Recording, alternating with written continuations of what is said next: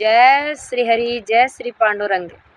आज हम भगवान पांडुरंग के एक परम भक्त श्री तुकाराम जी का पावन चरित्र श्रवण पान करेंगे, क्योंकि भक्तों का चरित्र श्रवण करने से, भक्तों के प्रति भाव रखने से प्रभु की भक्ति प्राप्त होती है। इसलिए एक समझदार भक्त के लिए भगवान के भक्त भक्तों से भी बड़े माने जाते हैं। एक समझदार सत्संगी साधक के लिए भगवान के भक्त भगवान के समान आदरणीय होते हैं। तो आइए हम चलते हैं संत श्री तुकाराम जी के पावन चरित्र की ओर।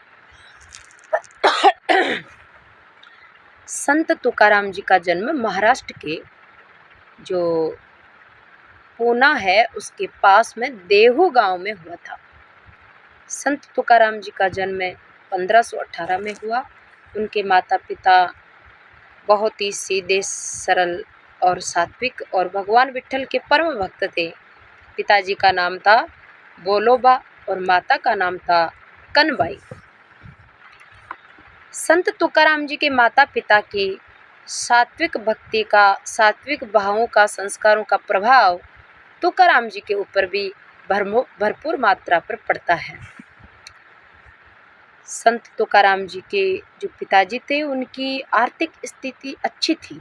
गांव में उनकी बहुत ही प्रभाव और प्रतिष्ठा भी थी और गांव में वो संपन्न व्यक्ति माने जाते थे। उनके यहाँ पीढ़ियों से लेन देन का, साहूकारी का कारोबार चलता था। यानी संत तुकाराम जी के पिताजी एक साहूकार थे। उनका बड़ा कारोबार था और वो अच्छा भी चलता था। तुकाराम जी की बाल्य अवस्था में उनके माता पिता की छत्र छाया में बहुत से सुख से उनका बाल्यकाल व्यतीत हो गया। संत तुकाराम जी बाल्य अवस्था में एक अच्छा, बहुत ही सभ्य, समझदार, संस्कारी, सात्विक लड़का दिखाई देते थे। तुकाराम जी की उम्र जब 13 वर्ष की थी तो उनके माता पिता का जो घर है वो घर का भार माता पिता ने अपने बेटा पर सौंप दिया। उनकी दुकान थी, व्यापार था, तो पिताजी ने सारा कारोबार बेटा को सौंप दिया 13 साल की उम्र में। और माता पिता तीर्थ यात्रा पर चले गए, तीर्थवास करने को चले गए। अब ऐसी छोटी उम्र में ही जब घर का सारा दुकान का, व्यापार का भार आया तो तुकाराम जी उसको संभालने लगे। पिताजी के साथ रहकर दुकान के कामकाज में वह बहुत ही होशियार हो चुके थे। पिताजी ने उनका ब्याह भी कर दिया। उनकी जो पत्नी थी, पहली पत्नी थी, उनका नाम था रखमूबाई। रखमू का मतलब महाराष्ट्र में माता रुक्मणी के नाम से लिया गया है, रखमूबाई। तुकाराम जी का स्वभाव सीधा सादा, अत्यंत सरल, सौम्य और सत्यवादी थे। उनमें सज्जनता, सरलता और दया और करुणा कूट कूट करके भरी हुई थी। तुकाराम जी के सरल स्वभाव होने के कारण, उनके यहाँ पर सरल स्वभाव होने के कारण लोग उनसे सामान ले जाते, पैसा ले जाते, लेकिन उनको वापस नहीं देते थे, जिसके कारण तुकाराम जी के ऊपर बहुत सारा कर्जा चढ़ जाता है।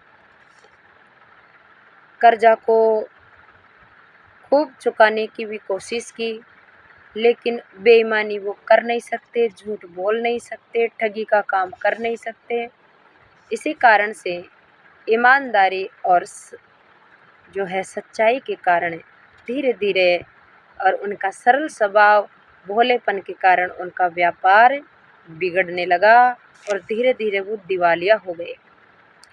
लोगों में बेईमानी की ये मनोवृत्ति देखकर तुकाराम जी का हृदय अत्यंत दुखी हो गया, जिससे उनका चित्त संसारी व्यवहार से विरक्त होने लगा। यानी लोग उनके साथ जब ठगी करते, चतुराई करते हैं, पैसा लेकर, वस्तु लेकर धन नहीं देते, वापस नहीं करते, तो उनको संसार की हकीकत समझ में आने लगी और उनका संसार से वैराग्य होने लगा। अपने परिवार में कई प्राणियों का निर्वाह करने की जिम्मेदारी उनके कंधों पर थी, इसलिए उन्होंने जो है व्यापार तो पूरा चौपट हो ही चुका था, दुकान उकान सब बंद हो चुकी थी, सिर पर बहुत सारा कर्जा हो चुका था, ईमानदारी और सच्चाई और दयालु स्वभाव होने के कारण। और परिवार में सदस्यों की संख्या ज़्यादा थी, अब उनका पालन पोषण कैसे करें। आखिर में उन्होंने फुटपाथ पर एक छोटी सी फिर से दुकान खोली। वह तुकाराम जी का स्वभाव था कि वे कभी झूठ नहीं बोलते थे, सदा सत्य बोलते थे। किसी के साथ वो ठगी कर ही नहीं सकते थे। दयालु होने के कारण सबके साथ उदारता का व्यवहार ज़्यादा करते, लेकिन कुछ से स्वार्थी लोग उनकी दुकान में फिर से धोखाधड़ी करने लग गए और उन्हें दुकान में घाटा पहुंचा दिया। दुकान बंद करनी पड़ी। एक दिन ऐसा आया, तुकाराम जी की सज्जनता के कारण उन्हें लोग ठगते ही रहे, जिससे दिन बर दिन उनकी आर्थिक स्थिति वापस से ज़्यादा खराब होती गई। उन्होंने कई बार माल लेकर जाकर दूसरे स्थान पर भी बेचने का काम शुरू किया, लेकिन वहाँ पर भी उनका सरल स्वभाव, ईमानदार स्वभाव और दानी स्वभाव होने के कारण फिर उनको घाटा लग गया। इस पर उनकी स्त्री ने उनको बहुत ही गालियाँ दी, डांट फटकार लगाई। जिस गांव में तुकाराम जी रहते थे, वहाँ पर एक बार भयंकर अकाल पड़ गया। उस अकाल में पानी बिना सब खेत सूख गए और जीवन भी, जितने भी जानवर थे, जीव जंतु थे, भूख के कारण वो सब मरने लगे। लोगों के पास खाने पीने को कुछ रहा नहीं, खाने के लिए मोहताज हो गए लोग। तुकाराम जी के घर पर भी सारा का सारा अन्न समाप्त हो गया। धन तो उनके पास है ही नहीं, अब परिवार का कैसे पालन करें। घर में कुछ भी खाने के लिए नहीं था, किसी के यहाँ जाकर कोई कुछ भी देने को तैयार नहीं थे। यानी ऐसी भयंकर स्थिति आ गई थी कि पेट भरने के लिए अगर किसी के पास जाकर मांगे सहायता, रोटी मांगे, तो रोटी भी कोई देने को तैयार नहीं थे, क्योंकि उनका दिवाला बढ़ गया था ना, उनके ऋण हो गया था ना। तो इस प्रकार से जो है, ऐसी स्थिति में तुकाराम जी के परिवार के लोग अन्न के लिए भूखे मरने लगे। उस अकाल में उनके सब कुछ पशु पक्षी, जितने जो पशु थे दूध देने वाले, वो भी सब मर गए। और भूख के कारण, अकाल की पीड़ा के कारण उनकी पत्नी भी मर गई और उनके बच्चों की भी मौत हो गई। अकाल के कारण, भूख के कारण तुकाराम जी की दूसरी पत्नी, जिसका नाम जीजाबाई था, पहली जो पत्नी थी वह तो उनकी भक्ति में सहयोग देती थी, लेकिन जो दूसरी पत्नी है उसका स्वभाव बहुत ही भयंकर, झगड़ालू, क्लेशकारिणी थी। वह हमेशा निरंतर तुकाराम जी से लड़ती ही रहती थी, उनको बहुत परेशान करती और सदा घर में झगड़ाई करती रहती थी। इससे तुकाराम जी का घर में रहना बहुत ही दुखदायक हो गया था। एक तरफ आर्थिक स्थिति खराब है, दूसरी तरफ गृह क्लेश से दुख और बढ़ गया। तो इस तरह दोनों तरफ से तुकाराम जी बहुत ही निराश हो चुके थे और इन संसार के दुखों ने उनको संसार से वैराग्य करवा दिया। उनका मन संसार से विरक्त होने लग गया, धीरे धीरे पूरा विरक्त हो गया और पांडुरंग की भक्ति बढ़ने लगी, जिससे वे अपना मन घर गृहस्थी से हटा कर ज़्यादा से ज़्यादा समय हरि चिंतन में, पांडुरंग के भजन गाने में लगाने लग गए। ऐसी विकट परिस्थिति आने पर तुकाराम जी सदा के लिए घर बार छोड़कर साधु सन्यासी तो नहीं बने, क्योंकि घर में एक पत्नी भी थी और भी बच्चे थे, पर भगवान का ध्यान, चिंतन, एकांतवास उनका ज़्यादा होने लग गया। उन्होंने दृढ़ निश्चय कर लिया कि अब मैं ज़्यादा से ज़्यादा हरि भजन करूँगा, हरि का ध्यान करूँगा, बचा हुआ जीवन का ज़्यादा से ज़्यादा समय मैं मेरे प्रभु को दूंगा। वे अपने गांव देहू के पास स्थित भामनाथ नाम का एक पर्वत था। उस पर्वत के ऊपर जाकर एकांत में वे साधना करने लग गए। वहाँ पर तुकाराम कई दिनों तक अपने चित्त को, अपने मन को एकाग्र करके पांडुरंग के चरणों का ध्यान करने लगते हैं। इसी तरह से तुकाराम के चले जाने पर उनकी जो पत्नी थी जीजाबाई, वो बहुत ज़्यादा दुखी हो गई, क्योंकि वो पर्वत पर साधना करने को चले गए थे ना, तो इसलिए उनकी पत्नी दुखी हो गई। और वह स्वभाव से झगड़ालू तो थी, तो लेकिन वो पतिव्रता थी। झगड़ालू तो थी पर पतिव्रता थी। उसने तुकाराम के छोटे भाई, जिनका नाम था कानोबा को से कहा कि तुम अपने भाई का पता लगाओ। तो कानोबा संत तुकाराम जी को ढूंढते ढूंढते, पता लगाते लगाते उस भामनाथ पर्वत पर पहुंच जाता है, जहां तुकाराम जी की भेंट होती है। उनके काना जो भाई थे, वो तुकाराम जी से मिलते हैं। उन्होंने किसी तरह से समझा बुझा कर घर लाने का प्रयास किया। अब जब वो घर आए तो तुकाराम ने संसारिक विवादों को सदा के लिए ख़त्म करने का निश्चय कर लिया। उनके पिता के समय कर्ज लेने वालों ने जो ऋण पत्र दस्तावेज लिख कर दिए थे, उन सब को वे पेटी से निकाल कर गांव के पास इंद्राणी नदी में डुबाने के लिए जलाने लगे। यानी संत तुकाराम जी के ने जो पहले व्यापार करते थे ना, और व्यापार में उनके जो ऋण हो गया था ना, बहुत सारा ऋण हो गया था, तो जितने भी ऋण की जो फाइलें थी, जो कागज़ थे, उन सब की पोट बांध करके तुकाराम जी ने उनके गांव के पास एक इंद्राणी नाम की नदी थी, उस नदी के अंदर उन्होंने डालने का फैसला कर लिया। ये देखकर उनके जो छोटे भाई थे, उन्होंने कहा कि अरे भाई साहब, आप ये क्या करने जा रहे हो? आप तो साधु बन गए, लेकिन मेरा और मेरे बच्चों का पालन पोषण कैसे होगा यदि इन सब लोगों का पैसा और इनका पैसों का जो हिसाब किताब का जो कागज़ है, उनको अगर नदी में फेंक देंगे तो घर गृहस्थी कैसे चलेगी? तुकाराम जी ने कहा कि तुम ठीक कहते हो, इसलिए तुम अपने हिस्से के आधा जो ऋण है, कागज़ है, उनको निकाल लो। भाई जो जितना भी ऋण हो रखा है, वो आधा तो भाई के भी बटेगा ना। तो तुकाराम जी कहने लगे, भाई तारा हिस्सा का कागज़, तारा हिस्सा में जितना ऋण आवे है, उसको तू निकाल ले और मेरे हिस्सा का दे दे, और तू तेरी गृहस्थी को चला।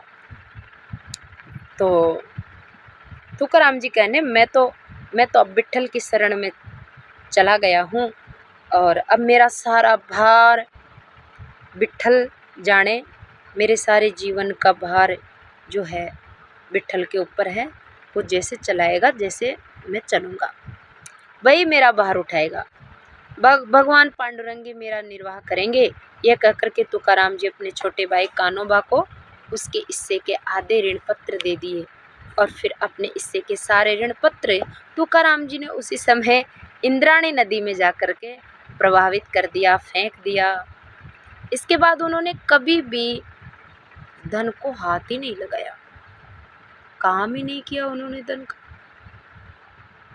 न कमाने का, न लेने देने का। उन्होंने अपने जीवन में दरिद्रता के सभी प्रकार के दुख सहन किए थे। भिक्षा मांग मांग करके वह अपने जीवन को व्यतीत करने लगे, किंतु धन को कभी हाथ नहीं लगाया। वे धन के फंदे से सदा के लिए ही मुक्त हो गए। इस प्रकार से तुकाराम जी ने अपना आध्यात्मिक जीवन शुरू किया और साधना करने में लग गए। प्रातःकाल नित्य कर्म के से निर्वाह होकर के जब वे सबसे पहले भी विट्ठल भगवान की पूजा करते थे, तो उनका ध्यान करते, और फिर पास के किसी पर्वत पर जाकर संत ज्ञानेश्वर जी के द्वारा लिखी गई जो किताब थी ज्ञानेश्वरी, और एकनाथ जी की भागवत, एकनाथी भागवत, इन दोनों का वो बहुत पाठ करते थे और अध्ययन करते थे। संतों की वाणी का अध्ययन करते और उनका चिंतन करते थे, मनन करते।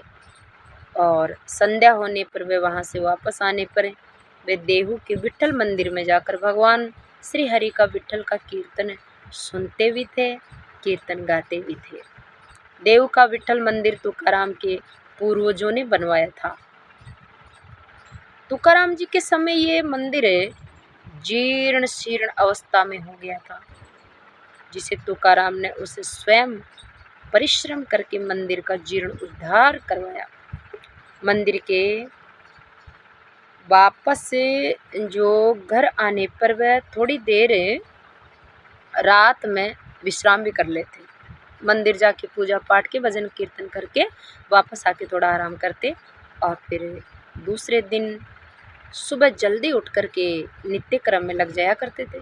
इसी प्रकार संत तुकाराम ने अपने जीवन की आध्यात्मिक दिनचर्या बना ली। ऐसी आध्यात्मिक साधना करते करते उन्होंने भूख, प्यास, नींद, आलस्य को जीत लिया और सभी इंद्रियां उनके बस में हो गई। आध्यात्म मार्ग पर चलकर वे पूर्ण रूप से भगवान के भगत हो गए। समय समय पर वे तीर्थ यात्रा को भी जाते थे। देखो, जो भक्त होता है, जो साधक होता है ना, उसको तीर्थ यात्रा अवश्य करनी चाहिए।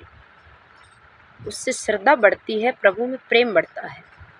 भगवान पांडुरंग का दर्शन करने के लिए वे पंढरपुर भी जाते थे बार बार। उन्होंने 25 वर्ष की उम्र में सभी भारत देश की यात्रा की थी।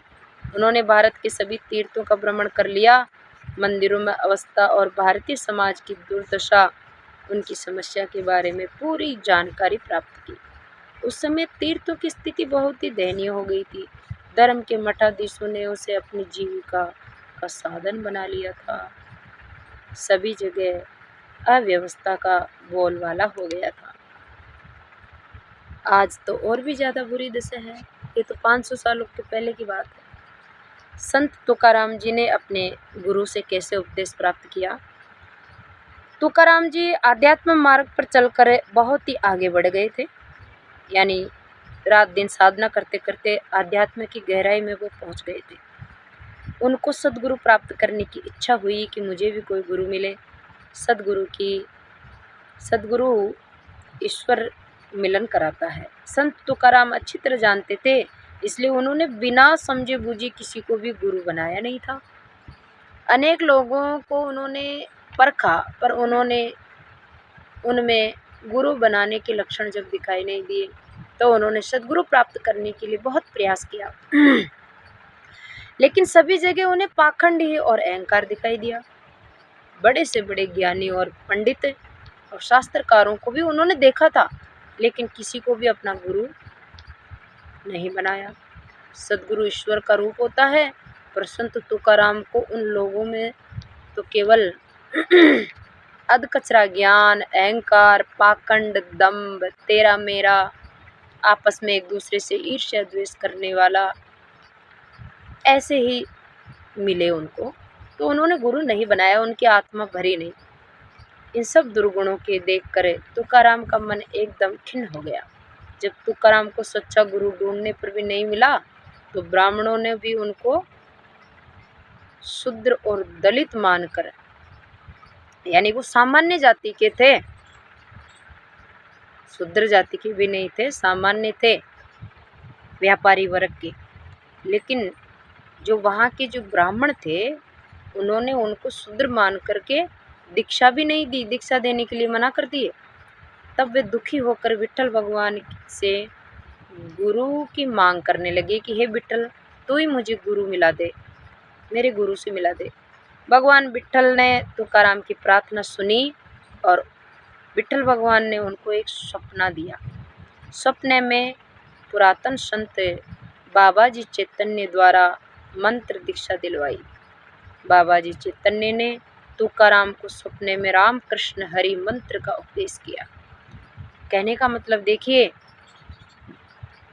संत तुकाराम जी गुरु बनाना चाहते लेकिन उनको मिल नहीं रहा है।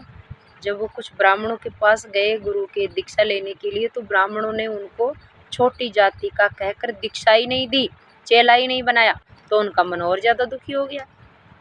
फिर वो भगवान विट्ठल से प्रार्थना करने लगे कि प्रभु मुझे मेरे गुरु से मिलाइए। तो भगवान विट्ठल ने उनको सपने में कहा कि तुम्हारे सपने में एक संत आएंगे जो अभी वर्तमान में इस धरा पर शरीर से उपलब्ध नहीं है, लेकिन वो सपने में आकर के तुम्हें दीक्षा देंगे, वही तुम्हारे गुरु होंगे। तो सपने में आकर के जो है बाबा जी, संत बाबा जी चैतन्य ने उनको राम कृष्ण हरि मंत्र का उपदेश कर दिया। तुकाराम ने अपने अभंगों में स्वप्न दीक्षा देने वाले अपने गुरु का जो वर्णन किया है वो कोई काल्पनिक नहीं था। बहुत पहले राघव चैतन्य नाम के एक सिद्ध योगी हो गए थे। उन्होंने अनेक वर्षों तक मांडवी में पुष्प नदी के पास घोर तपस्या की थी। उन्हीं के शिष्य केशव चैतन्य हुए थे और फिर केशव चैतन्य के शिष्य बाबाजी चैतन्य हुए। इन्हीं बाबाजी चैतन्य ने तुकाराम को सपने में मंत्र की दीक्षा दी थी। अब संत तुकाराम जी की जो प्रतिष्ठा और मान बढ़ने लगा, उनकी भक्ति बढ़ने लगी, तो लोगों का जमावड़ा उनके पास होने लगा। वो सत्संग ज्ञान सुनाने लगे। तो वहाँ के जो ब्राह्मण थे और ब्राह्मणों के आचार्य थे वो भयंकर विरोध करने लगे। देखिए, आज के 500 वर्ष पहले ब्राह्मण एक सामान्य व्यक्ति, सामान्य जाति का व्यक्ति जब भजन करने लगा, ज्ञान का उपदेश देने लगा, तो ब्राह्मण लोग उनका कैसे विरोध करते हैं और कैसे उनको दुख देते हैं। तुकाराम के समय वहाँ पर एक रामेश्वर भट्ट नाम का कर्मकांडी महापंडित रहता था, जो तुकाराम जी का पक्का विरोधी था। उस समय तुकाराम की कीर्ति चारों ओर फैल रही थी। तुकाराम का हरि कीर्तन सुनने के लिए दूर दूर से लोग आते थे। उनके हरि कीर्तन में जनता की भीड़ हो जाती थी। जनता तुकाराम को भगवान का रूप ही मानती थी, साक्षात उनका सम्मान बहुत करती थी। ये देख करके वहाँ के जितने कर्मकांडी पंडित थे वह तुकाराम जी से बहुत ईर्ष्या और द्वेष करने लग गए, उनको जलन होने लगी। इन पंडितों में एक रामेश्वर भट्ट नाम का जो पंडित था वो तुकाराम को सदा नीचा दिखाने की कोशिश में रहता था। संत तुकाराम जी को नीचा दिखाने के लिए रामेश्वर नाम का जो पंडित था वह बहुत कोशिश करता था। इसका कारण ये था कि संत तुकाराम एक सामान्य जाति के व्यक्ति थे, ब्राह्मण जाति के नहीं थे, कहने का मतलब। तो संत तुकाराम में इतनी भक्ति और इतना ऊंचा ज्ञान था कि ब्राह्मण लोग भी जाकर के उनके पैर छूते थे। इसलिए वो कर्मकांडी ब्राह्मणों से सहन नहीं होता था, वो उसका विरोध करते थे। तुकाराम वारकरी संप्रदाय भागवत धर्म के अनुयायी थे।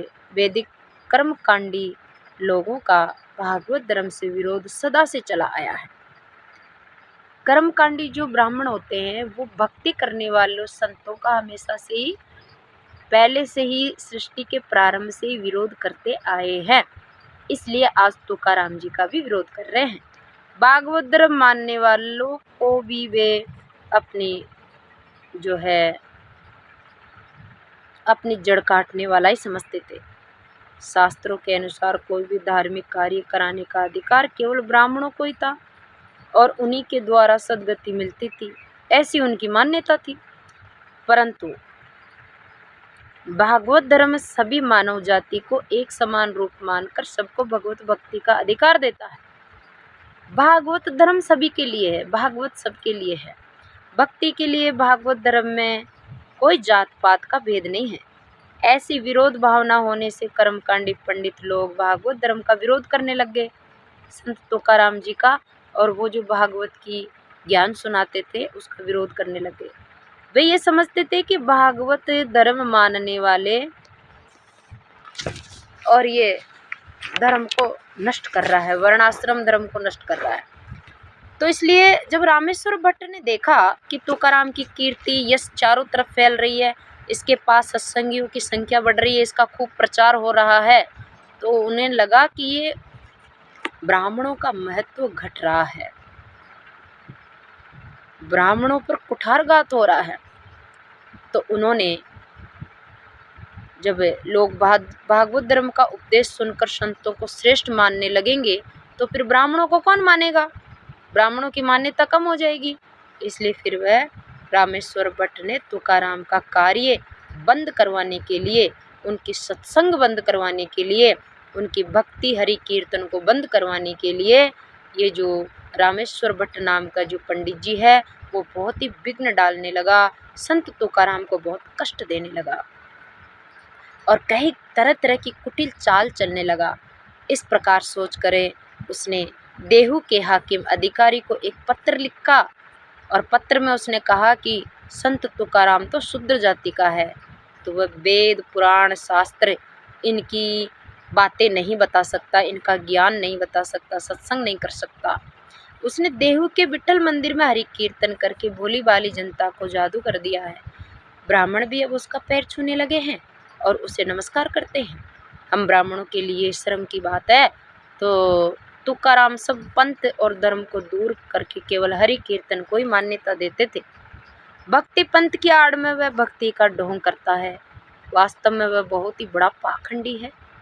तो इस प्रकार से ये जो रामेश्वर भट्ट नाम का पंडित है, इसने एक दूसरे पंडित को ये पत्र लिखा।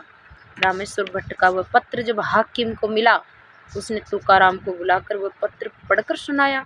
उसने सुनकर तुकाराम को बहुत बड़ा धक्का लगा, दुख हुआ। उन्हें देहू ब्राह्मण सब इकट्ठे होकर के संत तुकाराम से कहते हैं कि तुम इस गांव से निकल जाओ, गांव को छोड़ दो। इस संबंध में तुकाराम ने अपने एक अभंग में कहा, रामेश्वर भट्ट ने हाकिम के यहाँ फरियाद की और हाकिम ने मुझे देहू गांव से चले जाने का निर्णय दिया। अब मैं कहाँ जाऊँ, किस आधार पर अब देहू गांव में रहूँ। इस रामेश्वर भट्ट ने तो मुझ गरीब को एकदम से मार ही डाला है। अब विठल भगवान को ही जाकर खोजना चाहिए। तो इस प्रकार ब्राह्मणों के इस प्रकोप से, इस षड्यंत्र से संत तुकाराम दुखी हो जाते हैं और वह सब विचार करते हुए तुकाराम ने सोचा कि सबसे पहले मुझे रामेश्वर भट्ट से ही जाकर मिलना चाहिए कि वो मेरे साथ ऐसा क्यों कर रहे हैं। तब वह अपने गांव से चलकर सीधे रामेश्वर भट्ट के घर पहुंचते हैं। वहां जाकर तुकाराम ने उस ब्राह्मण पंडित का सम्मान करते हुए, आदर देते हुए तुकाराम जी दंडवत प्रणाम कर रहे हैं। जो उनको परेशान कर रहा है उसको वो दंडवत प्रणाम कर रहे हैं। और इसके बाद संत तुकाराम उनके सामने बड़े प्रेम से हरि कीर्तन करने लगे। उनकी वाणी से पूर्ण तत्व ज्ञान से भरी हुई बहुत ही सुंदर सुंदर बातें, अभंग कविताएं निकल रही थी, जिसे सुनकर रामेश्वर भट्ट बहुत ही आश्चर्यचकित हो गया कि इस अनपढ़ गंवार, एक सीधे साधे, एक साधारण जाति में पैदा होने वाले व्यक्ति को इतना ज्ञान कहाँ से आ गया। संत तुकाराम के अभंग सुनकर रामेश्वर भट्ट ने कहा, तुकाराम तुम ये कार्य करके समाज का बहुत बड़ा अनर्थ कर रहे हो, तुम धर्म की हानि कर रहे हो, तुम अधर्मी हो। तुम्हारे अभंग और कविताओं को वेद पुराणों का तत्व ज्ञान भरा है ना, किंतु तुम शूद्र जाति के हो, शूद्र जाति के। इसलिए अपनी वाणी, तुम अपना ज्ञान अपने पास रखो, किसी को भी सुनाने का अधिकार नहीं है तुम्हें। ऐसा कहा रामेश्वर भट्ट ने। और तुम्हारा ये कार्य शास्त्र के विरुद्ध है। और रामेश्वर भट्ट क्या कह रहे हैं, पंडित क्या कह रहा है तुकाराम जी से कि अगर तुम ये ज्ञान सुनाओगे तो तुम भी नरक में जाओगे और सुनने वाली सारी प्रजा भी नरक में जाएगी। इसलिए तुम ऐसी वाणी बोलने का ये जो कार्य है ना, ये सत्संग का कार्य, भागवत कथा करने का कार्य, इसको बंद कर दो। संत तुकाराम ने कहा कि ऐसी वाणी बोलने के लिए मुझे भगवान विठल ही कह रहे हैं, मैं क्या करूं। मैं उनकी वाणी बोलता हूं, अब मेरा ये कार्य निरर्थक हो जाएगा क्या। आप जैसे ब्राह्मण ईश्वर के ही तो रूप होते हैं, इसलिए आपकी आज्ञा मानकर मैं अब ये अभंग बंद कर देता हूं महाराज। तुकाराम जी पर इतना दबाव डाला पंडितों ने कि आखिर में उनकी सत्संग, उनका ज्ञान, पब्लिक को सुनाना, ये सब बंद करवा दिया। तुकाराम जी भी बंद कर दिए, दुखी होके क्या करें।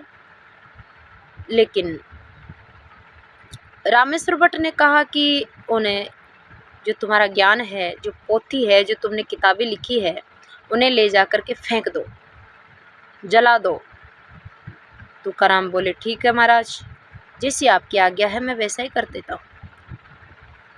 तो फिर वहाँ से तुकाराम अपने गांव देहू वापस आते हैं और घर जाकर अपनी सारी जो किताबें उन्होंने लिखी थी, कविताएं, पद, उन सबको निकाले, कपड़ा में पोट बांधे और इंद्राणी नदी में ले जाकर उनको डाल दिए। छाती में बहुत दुख है, लेकिन करे क्या। संत तुकाराम ने अपने कविताएं, अपने अभंगों को, पोथियों को नदी में डाल दिया। ये बात देहू गांव में चारों तरफ फैल गई। इससे उनके भक्तों को बहुत कष्ट हुआ। उनके जो शिष्य थे, उनके भक्त थे, उनको बहुत दुख हुआ। जो उनके विरोधी थे वे बड़े खुश हो गए। तुकाराम के पास जाकर उन्होंने बड़ी कुटिलता से कहने लगे, पहले तो तुमने अपने भाई के साथ झगड़ा करके कर्जे के कागज भी फेंक दिए और रामेश्वर भट्ट के विरोध करने पर अब तुमने अपनी पोथियां भी फेंक दी। ऐसा कार्य करके तुमने अपने ही दुर्दशा कराई। कोई दूसरा होता तो अब तक नदी में जाकर डूबकर मर जाता। यानी विरोधी लोग उस पर इतना प्रेशर डाल रहे हैं कि तूने अपनी लिखी हुई ज्ञान की पोथियां क्यों डुबोई है, तू खुद भी मर जाना चाहिए डूब के। एसटी दुखदायी बातें सुनकर संत तुकाराम का हृदय अत्यंत दुखी हो गया और वे सोचने लगे कि हे प्रभु, मेरे बारे में जो लोग ये कह रहे हैं वह सच ही कह रहे हैं। मैंने अपनी घर गृहस्थी को उजाड़ा, उससे मैं विरक्त हो गया। इस पर लोगों ने मेरी हंसी उड़ाई, मैंने उस पर कोई ध्यान नहीं दिया। लेकिन अब पोथियों को नदी में फेंक देने पर भी भगवान नहीं मिले। मुझ पर होने वाले आघातों का निवारण भगवान ने नहीं किया, तो अब इस संसार में मुझे जीने का क्या फायदा है। मेरे लिए अब यही उचित है कि मैं अन्न जल का त्याग करके भगवान विट्ठल के चरणों में जाकर शरीर का त्याग कर दूं। तुकाराम ने उसी समय अन्न जल का त्याग कर दिया और भगवान विट्ठल के मंदिर के सामने जो है 13 दिन तक अन्न जल का त्याग कर 13 दिन तक भगवान विट्ठल के शरण में वह बैठ गए, नाम लेते हुए पड़े रहे। अन्न जल का त्याग करने से उनकी हालत बहुत खराब हो गई थी। 13 दिन तक कुछ खाए पिए नहीं थे। उनकी स्थिति मरने की हो गई थी, मरणासन तक पहुंच गए थे। श्वास की गति कम हो गई, हिलना डुलना भी बंद हो गया। अपने परम भक्त को भयंकर कष्ट में देखकर भगवान विट्ठल की उन पर कृपा हुई। भगवान ने संत तुकाराम को सपने में आकर कहा कि तुम्हारे अभंग की सारी पोथियां नदी के पानी के ऊपर सुरक्षित है। यानी जल ने उन संत तुकाराम की ज्ञान की पोथियों को डुबाया नहीं है। इसलिए तुम जाओ और वो पोथियां वापस निकाल के लाओ, और ये मेरी आज्ञा और आदेश है। और उस ज्ञान को सभी भक्तों को सुनाओ और तुम और भी लिखो। मेरा आदेश है, मैं प्रसन्न हूँ। ठाकुर जी के मुख पर इतना तेज का प्रभाव दिखाई देने लगा। वह दर्शन करके बड़े प्रसन्न हुए और ठाकुर जी के मुख से उन्होंने ये बात सुनी और अपने भक्तों को बताई। भक्तगण भी बहुत खुश होकर नाचने लगे। राम कृष्ण हरि कीर्तन करते हुए वे नदी के पास पहुंचते हैं। जब नदी के पास जाकर के देखा तो सच में संत तुकाराम जी के द्वारा ब्राह्मणों के दबाव में जो उनकी सत्संग की, ज्ञान की जो कविताएं, जो अभंग की पोथियां नदी में आज के 13 दिन पहले डुबा दिए थे, वो एकदम नदी के जल के ऊपर एकदम सुरक्षित है। भक्तों ने उन्हें हाथ में लेकर देखा तो जो पोथी का ऊपर का पेज, एक पेज को भी पानी ने छुआ तक नहीं, एकदम सुरक्षित और सेफ थी। ऐसा चमत्कार देख करके सारी जनता आश्चर्यचकित हो गई। सारी जनता जो है तुकाराम जी का जय जयकारा लगाती है, हरि कीर्तन करती हुई, जय विट्ठल जय पांडुरंग कीर्तन करती हुई जो है संत तुकाराम जी के पास आते हैं और उनके पास आकर फिर हरि कीर्तन करने लगते हैं। संत तुकाराम जी का पावन चरित्र को आज हम यही विश्राम देते हैं। शेष चरित्र आगे अगले वीडियो में हम सभी श्रवण करेंगे। जय जय श्री पांडुरंग, जय श्री तुकाराम जी।